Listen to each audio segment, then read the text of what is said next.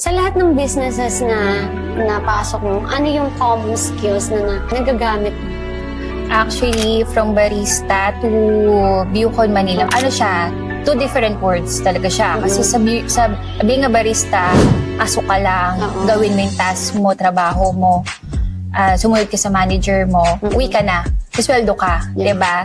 Pag uwi mo, tulog ka na, ganyan. Doon nakakapagod. Nakakapagod talaga. Masahe pa lang, nakakapagod na.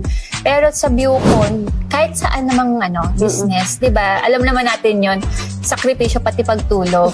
Di ba? Kahit minsan magigising ka lang ng alas 3, pag may nakita ka nag-chat, di mo maiwasan, nire-replyan mo na agad. Kasi hindi, gusto mo matapos agad yung concern ni customer, ni client, ganyan.